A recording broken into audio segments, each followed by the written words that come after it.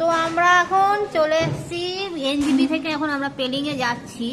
তো আমরা এখন হোটেলে ঢুকেছি খাবো বলে। এই যে দুই ব্যক্তিকে দেখতে পাচ্ছ, মেনু অনেক আছে কিন্তু আমরা সেই মেনু অনুযায়ী খাচ্ছি না বন্ধুরা, ওসব দিকে কান দেবেন না।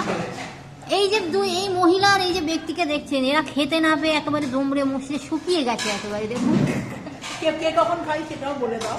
এদের এই যে ব্যক্তিকে দেখছেন, এই যে মহিলা এই সকাল 8টায় ব্রেকফাস্ট করে, আর এই যে ব্যক্তি ফোন ভাবছে এই সকাল 7:40 ব্রেকফাস্ট করে। ভাবতেই পারছেন সেখানে এখন 12টা বাজে। খেতে না পেয়ে এরা একেবারে চুপসে গেছে, শুকিয়ে পড়েছে। এদের যে কি, এদের সেই বেলুনে হাওয়া দেওয়ার মতন এখন আমরা হাওয়া দেবো, কারণ এরা আর নড়তে পারছে না। গাড়িতে মনে হচ্ছিল এরা ছিটকে পড়েই যাবে।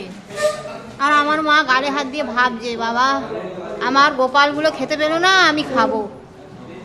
আমার মা ভেবেই যাচ্ছে। আর আমার পিসি প্রপোজাল দিয়েছিল আগের হোটেলে খেতে দেবে, কিন্তু দিতে পারেনি। তো যাই হোক, এখন আমরা এসছি ব্রেকফাস্ট কাম লাঞ্চ দুটোই করতে, ব্রাঞ্চ হয়ে যাবে আমাদের অ্যাকচুয়ালি। তারপরে আমরা রওনা দেবো পেলিংয়ের উদ্দেশ্যে। এই ব্যক্তি বলেছে গলা পর্যন্ত খাবে, দেখবো কত দূর খায়।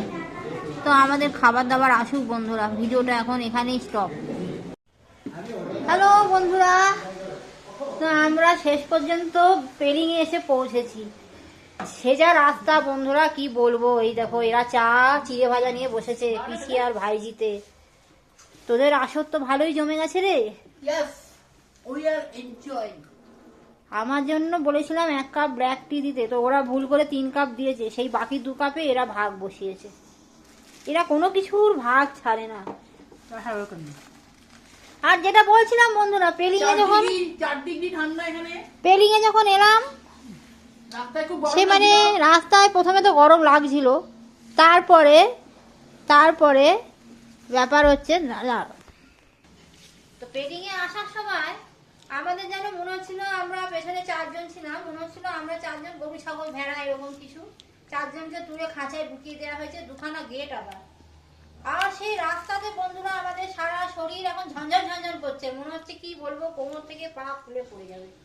তো কোনো রকমে যুদ্ধ করতে করতে আমরা এসছি।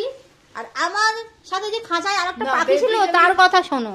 বেসিক্যালি ব্যাপার হচ্ছে, ওই বোলেরো যে গাড়িটা দিয়েছিল 10 সিটার বলে, বাট ওটা 10 সিটার ছিল না, ওটা অ্যাকচুয়ালি 7 সিটার। অ্যাকচুয়ালি খুব চাপাচাপি, পেছনের সিটে চাপাচাপি, মানে আমাদের 7 জন হলে ঠিকঠাক হয়ে যেত।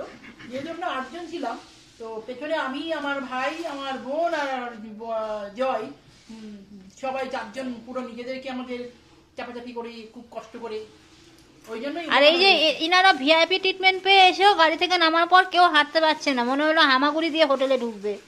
তাদের হট ব্যাগের ব্যবস্থা করে দেওয়া হলো যে শাক শুক দিয়ে যদি হাঁটতে পারে।